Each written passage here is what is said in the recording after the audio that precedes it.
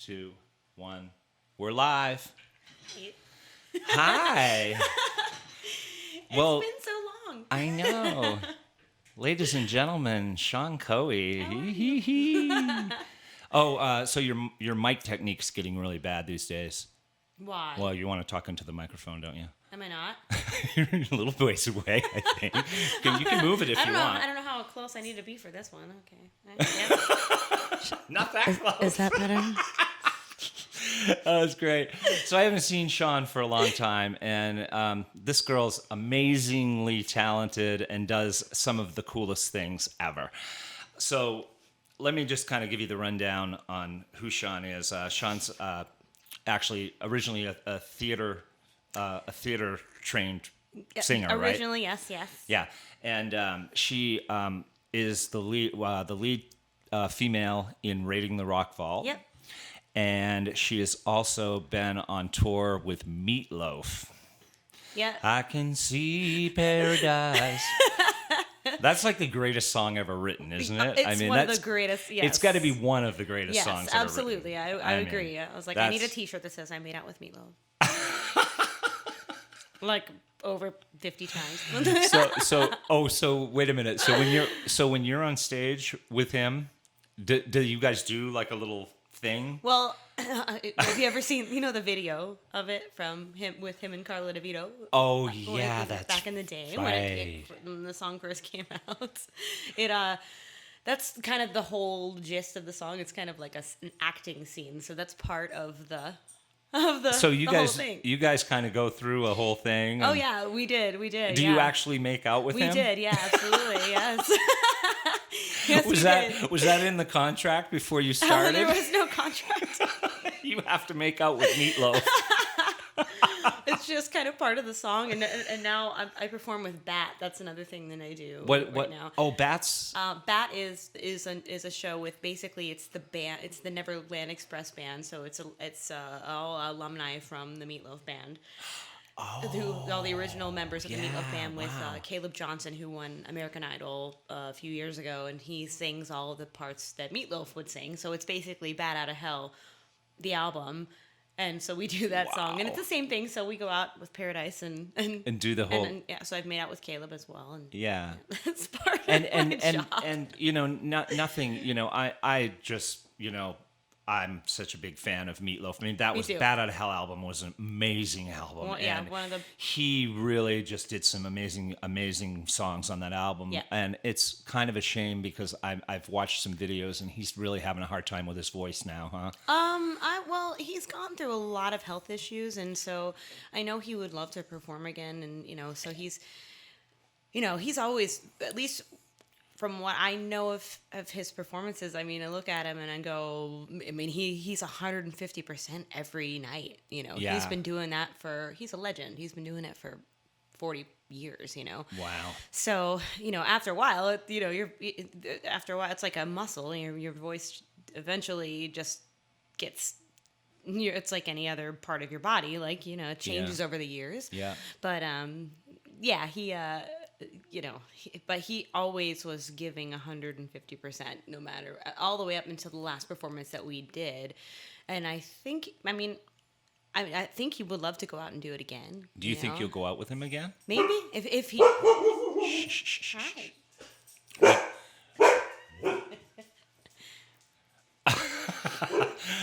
Little dog interruption, but that's all right. If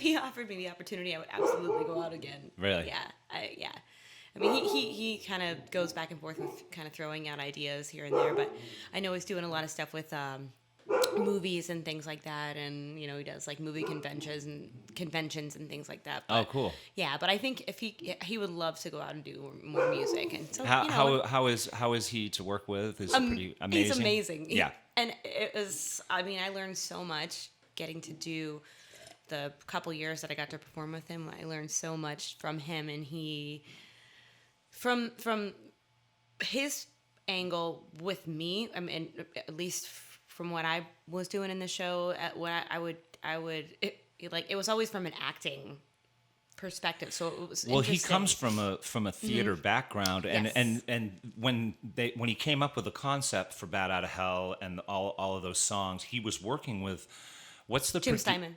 Yes, Jim Steinman. Jim Simon wrote all those songs. Yes, he correct? writes all the music. Yeah. After a while, I know Meat wrote co-wrote some of the music throughout the years, but like Bat Out of Hell, it's Jim Steinman. It's all That's Jim what I Steinman thought. music, and Meat Loaf was the singer, so it was just Yeah. So, but yeah, so But he comes from a theater background. he comes from he Doesn't was he? in Hair Yeah.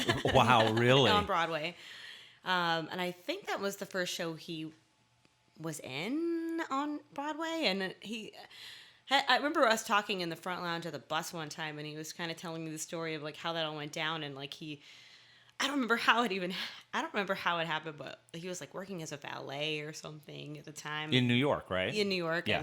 and somebody approached him eventually. I don't remember how he was discovered about it, but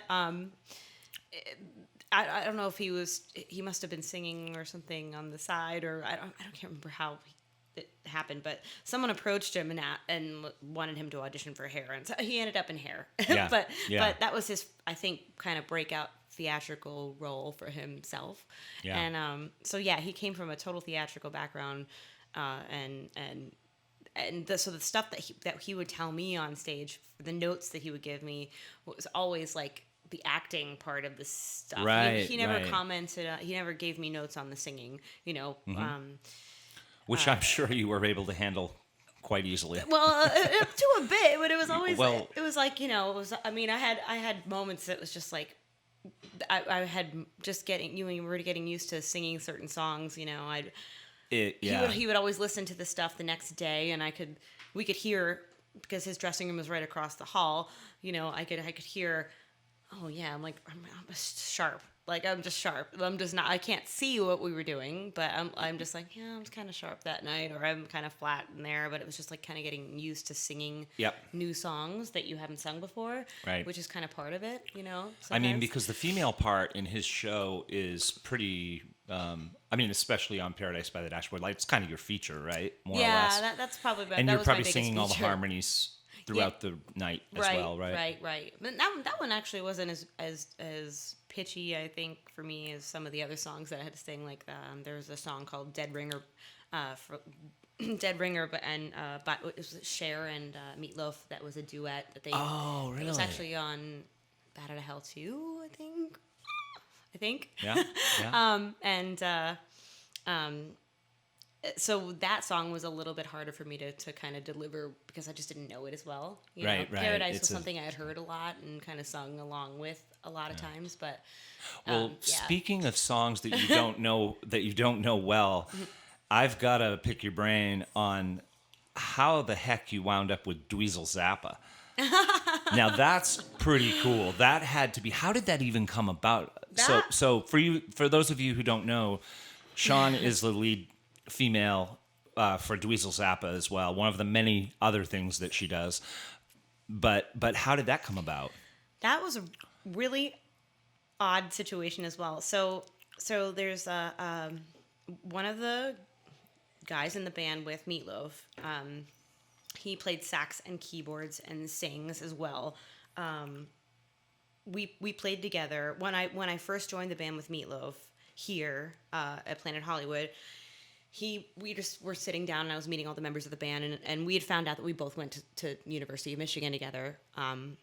And we were there around the same time. His name's David Luther.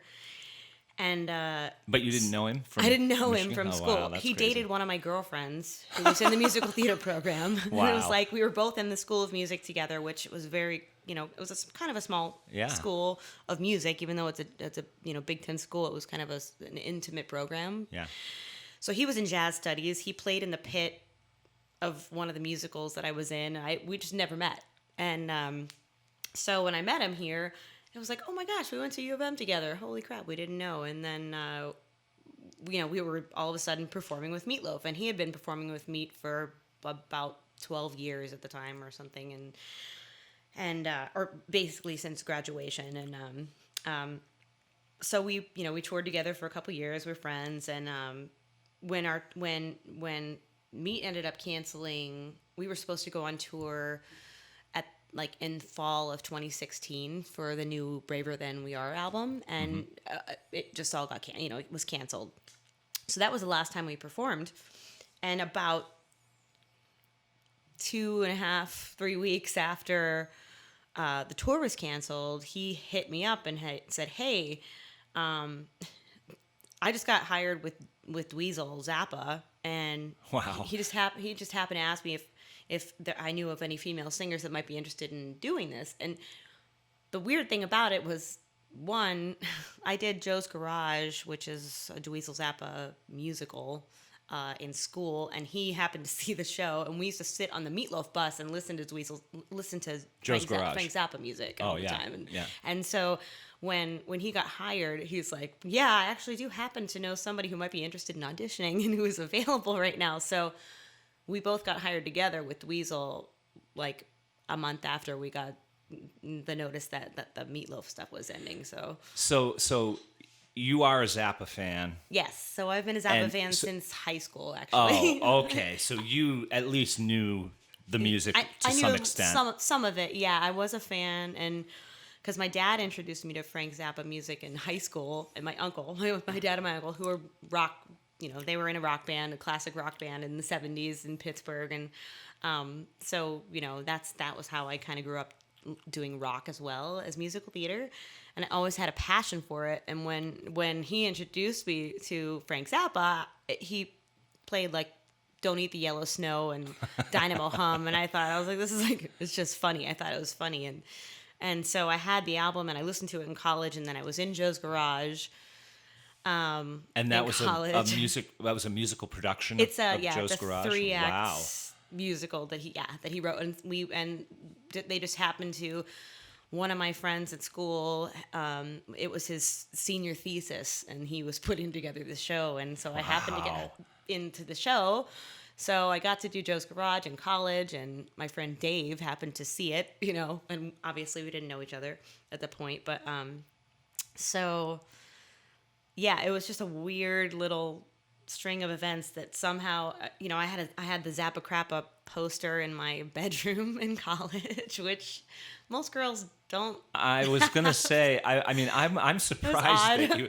Well, Frank Zappa's not really a girl thing. No, it is. No, it is, but when you're a musical nut, you gotta love Frank Zappa, Right. Yeah. But it was odd, just the way, and knowing now what I know about, the people the general audience that comes to the show for us, and we play all Frank's music. We sometimes play Dweezil's originals, but mainly it's all Frank Zappa music. And just going out and being in that show and looking out in the audience, it's generally 80% male. Say, there are not. I guess I didn't realize that until I was in that band. I was like, oh. Really? You guys don't? You don't like this music? There aren't a lot of women out there that understand. Well, it's not really that are like me. It's not like it's dance music or anything. You know what I mean? Yeah, it's definitely off the wall, and it's it's a cult following kind of a thing, and not everybody gets it. But wow. Yeah, it's just weird how it all kind of happened. But there's a story about how when Steve Vai first joined Frank's band. He was having him transcribe a bunch of stuff, and he had all the sheet music and all that kind of stuff. And Steve was having a hard time with something that he was playing or something, and Frank says, "Well, you can always join Linda Ronstadt's band," which is pretty funny, right? Yeah. Wow, that's pretty amazing. And especially like thinking of Steve Vai having problems with learning anything. I know, right? Yeah. But so how much fun is it to play? It's a blast. It's a blast. It's got to be a musical journey every night. That stuff is tricky. You guys must have to do like incredible amounts of rehearsal to be able to. Well, when Dave and I first got hired, it was Dweezil sent us like a list of like 50 songs that we were. Oh my god! And we didn't know. We both went in going, "Oh crap!" Did you have charts? No, he just gave us a list, and he sent us the cool thing. I mean, he sent us the whole. I mean, all of the music that, and in bootleg copies of the music that, through Dropbox, and he sent us like all the whole. What am I saying? The whole collection, basically, of Zappa tunes. But no charts for No even chart. the sax No, players and we stuff build like our that? own charts, and everybody does their homework their own way, and Right. like Dweezil doesn't read music, so we didn't have sheet music or anything like that. It was so everybody in the band kind of learns their own way, but usually it's like independent study is what happens at rehearsal.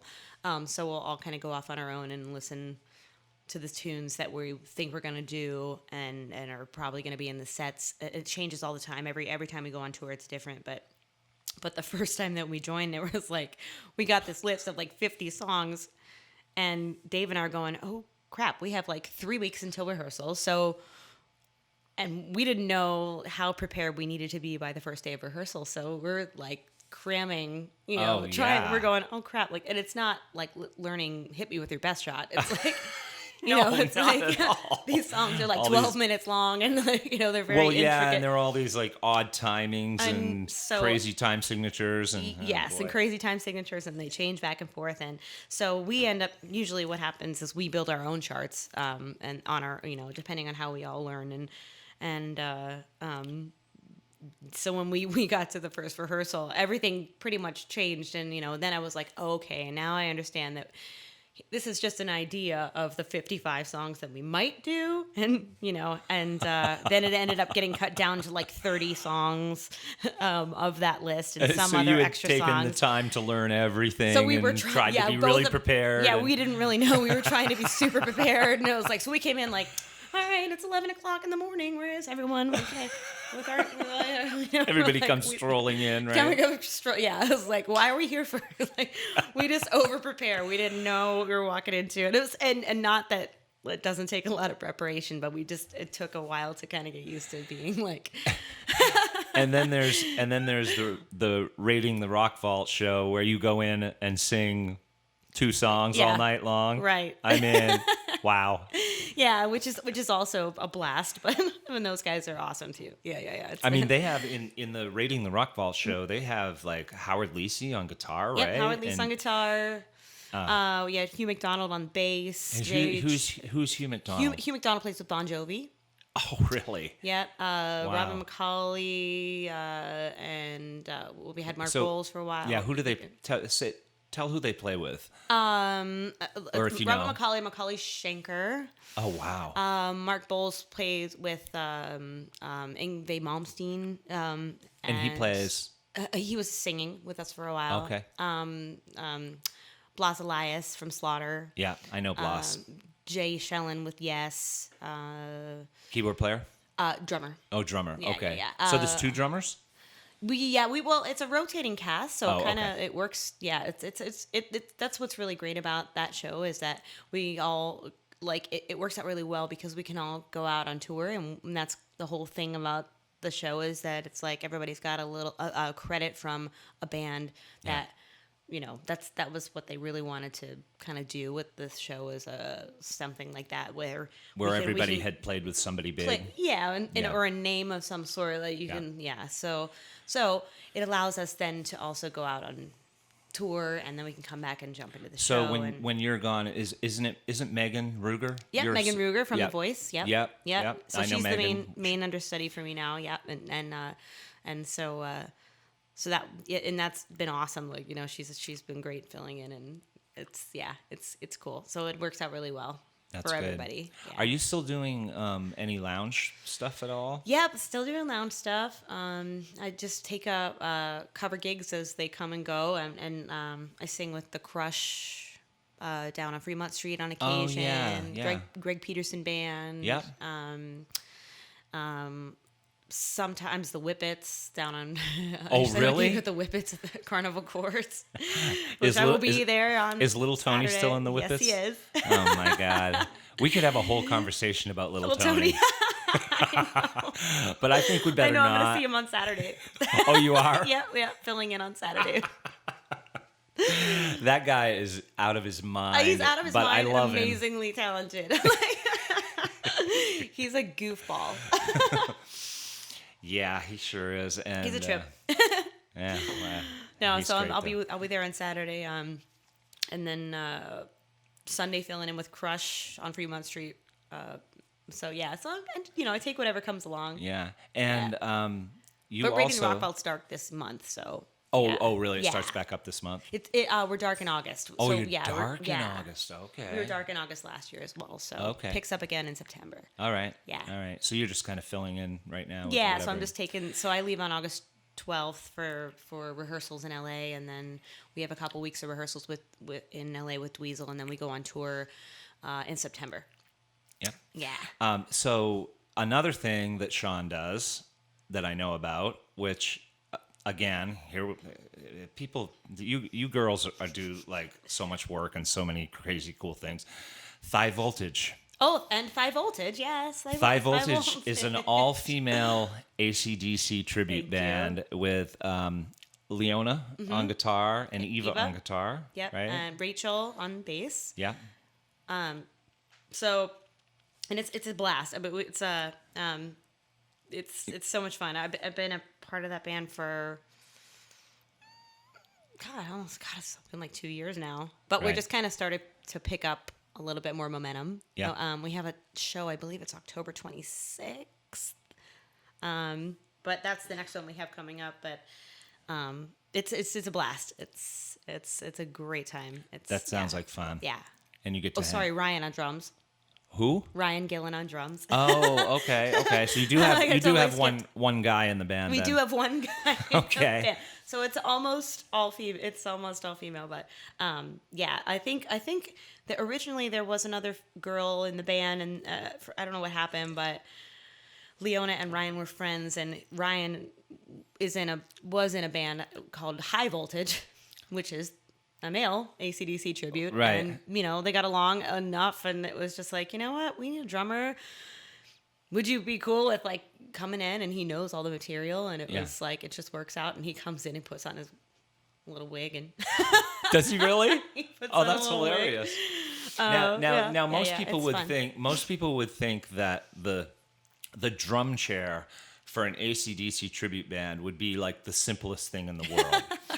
But I beg to differ. I beg to differ as well. Because although the beats that you're playing may not be, the most complicated things in the world, that feel of is it Phil Rudd?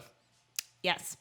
His feel is Yeah. second to none. Yeah, you gotta and know if where you you're... do not have those tempos and those feels And the hits, yeah. just right, it doesn't work. Yeah, that's the thing about AC/DC. It's just like, it's a formula they have stuck with for years, and they just don't change. So if you know AC/DC, anybody who really knows that music, you're going to notice. You can't fudge it. Right. Yeah. But it's a blast. Yeah, it's awesome stuff. So how often does Bat play? Because that sounds like a really fun project too. Bat is also picking up a lot more, and it's a new project, newer sort of project, and the next dates we have a few dates at the end of this month. And where are you playing? We'll be in Phoenix. I don't remember exact dates. But we have a couple dates in Phoenix this month, and then we're in New York last week of this month, New York City actually, and then so I'm gonna be kind of going back and forth between LA and going out and flying out to do those, and then going back to LA and flying out and doing those, and then going back out on tour. So it's a little nuts for me. I'm like, is it Monday, Tuesday, Wednesday? I don't But yeah, so that's been awesome. Actually, it's picking up momentum. We're starting to get more crowds. We're starting to get a little more attention. We have we've got a Facebook page, and we got our Instagram going, and and there's all the tour dates are at www.batexperience.com. It's batexperience.com. Batexperience.com. Yeah. Okay. And for those of you who don't know, the Bat band is a really amazing band. It's obviously Meat Loaf's band. Yeah, it's actually the real guys. Yeah. So if you get a chance to go see Bat, you would be doing yourself a favor. I'm sure. I have not seen it yet. It's so much fun. And Caleb Johnson is one of the best singers I've heard ever. Really? He's just blows my mind. It's effortless. He just is. Wow. Yeah, and he looks like Meat Loaf. Really. Oh, he does? He really does. Really? Yeah, he really does. I'm robbing the cradle with making out with him. Like he's 12 years younger than me. Oh, is he really?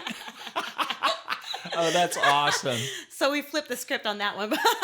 Well, I went from one extreme to the other, but it's good to make out with younger guys, isn't it, Sean?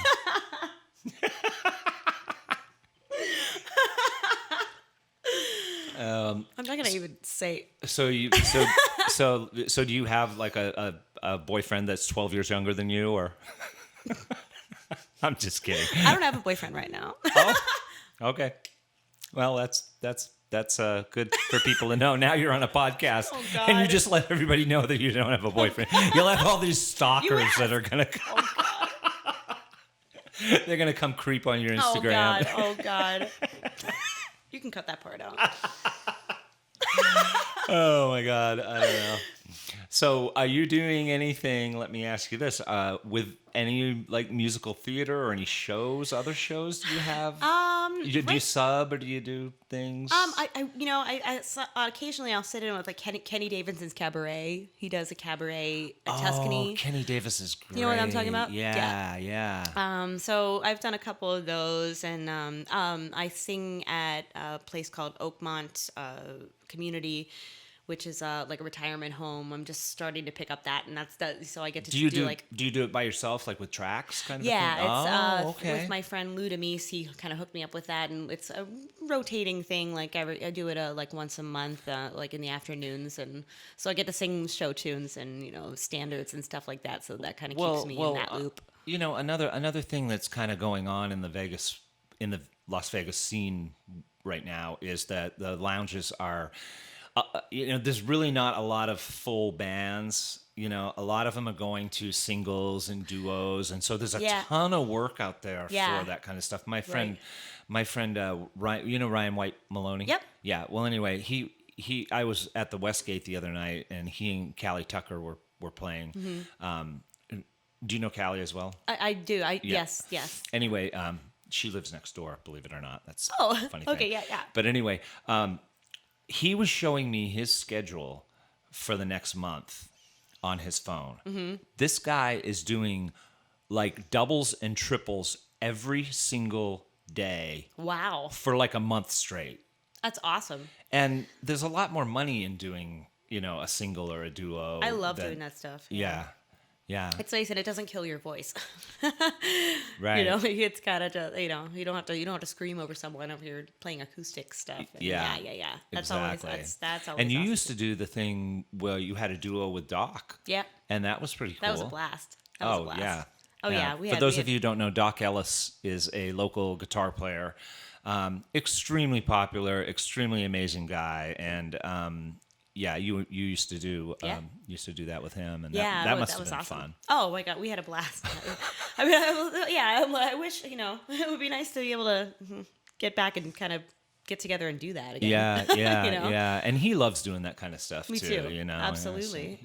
We had a great time doing all that stuff. That's great. Yeah, I miss that sometimes. It's like it's just a nice. It was a great. It was a great little thing we had going on there for a while. Yeah, for sure. And it's and then we did the Hellenbacks together, with Jimmy Romero and that was a blast. Now the Hellenbacks, what kind of music is that again? That was all. Well, they had basically the four of them. There were four of them that they would do a bunch of covers and stuff like that, and then they had original as well. So there's original albums out there, and I got to be a part of some of that as well, and so we did a couple things like more dog noises. That sounded like a dog fart, but it wasn't. No, she just does that every now and then. We should get her on camera, shouldn't we? She's hiding under there. Yeah, she's hiding underneath the table. But she's okay though. She's okay. So what's coming up? What's your schedule like? In the next. How's it all? Where's everybody going to see you? Well, right now August is a little lean because it's Las Vegas. Yeah, August. Well, I'm leaving on the 12th for LA. So I'll be in LA On the for 12th rehearsals. of August? Yep. Oh, so in a few okay. days And that's for Dweezil? Dweezil rehearsals, yep. So we'll be rehearsing in LA from, well, basically it's the 12th through like the 26th. And I'll kind of be back and forth with some of the Bat shows. Yep. So I'll be gone in Phoenix like the third week for those 2 dates with Bat. And then I go back to LA for rehearsal. And then I'll be gone for the last week of August with Bat in New York.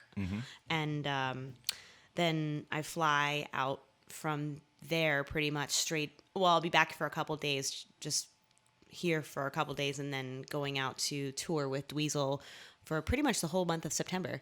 So we have we'll be in the States generally for that tour, but some dates in Canada. But it's pretty much like East Midwest. Have you done any European stuff with Dweezil?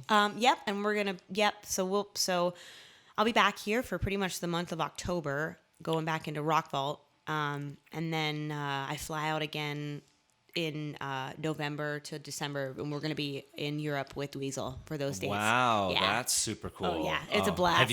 So you've been to Europe already with Yep. him? Wow, that's Oh, great. it's so I bet fun. It's so much fun. It's so much You're just fun. caddying around Europe, right? Oh yeah, it's a blast. It's a blast. Do you have a bus or do they Yep, have? How we do have they a bus, do- and then in Europe, it's actually a nicer little bus. I think we have a double-decker bus. So Oh really? yeah, so it's kind of cool. It's like all the bunks are on the top level. And you have a driver that drives you around, Yep. and you just, when you're done with the show, you go to the next show, you sleep on the bus, right? Yep. Yeah, We do that wow. in the States too. It's just a different, we just have the normal Yeah. standard tour bus here, but Yeah. it's kind of nice. The double decker is kind of fun, except for our drummer, Ryan Brown. Farts a lot. No, he's not the one. He is not the one. David Luther, the one that I joined this gym from the Meat Loaf. He was That's just wrong. But I can only imagine being on for you as a girl to be on a tour bus with like how many guys? How many are in that band? Well, there are 11 people on the bus, but there's usually 3 girls though, because usually he hires the merch girl is usually the merch person is usually a girl. Okay. They tends to be so there's. But no, Ryan Brown, no, but he's I don't know how tall he's like 6'4" though. Like so that bus in Europe, he has to literally like he can't stand up straight on that whole right. bus. But everybody else loves that bus. But he's not the farter. No. Chris Norton, I'll give it. Yeah, Chris Norton. The keyboard player. It's got to be a little challenging to be Vegetarians. Oh, and they're all right. Those are the ones that. That's the one. Oh, well, that makes are the sense. Funny. Oh my god. Those are the farters. But yeah, but at least my bunk's on the bottom, so I don't have to deal with that as much. How did we get on the subject? How did we? Yeah, I don't know. Anyway. Well, listen, I'm super glad that you came over. Thank you. I know, aren't you? Yes, Thanks, high man. five. Thanks for having me. But I knew this was going to be fun. And I haven't seen you for a long time. It's been a long time. Yeah. What? The last time I think we played together was at House of Blues, maybe? Oh, yeah, we did Remember? that Brazen gig, Yes. didn't we? That's right. I think that's the last time we actually had to play together. And I was playing keyboards. Yep. Yeah, that was fun. Yeah. That was fun. That was a long time ago. It's Yeah, been a that while. was like 5-6 years ago. So, It's good to see so you. everybody, Cian Coey, she's going to be in the month of October back at Raiding the Rock Vault. That's a cool show. Go see that. And if you're anywhere in the United States and able to see Dweezil Zappa, that's definitely something to do. Yeah. And Bat, all kinds of stuff you do. And if you're around town, maybe you'll see you with Kenny Davidson or Kenny Davidson, Rock This Town, Crush. Crush, Greg Peterson Band. Greg Peterson. Yep. Cool. So anything I could pop into, I'll take it. I just love to sing. So I like working. I love to sing. That's a good thing. That's a good It's thing. a good And you're thing. really good at it. So Thank yes. you. I'm grateful. Anyway, all right. We're signing off. Thank you. Say goodbye, Sean. Bye, Sean. All right, Executive Blonde. See you next time.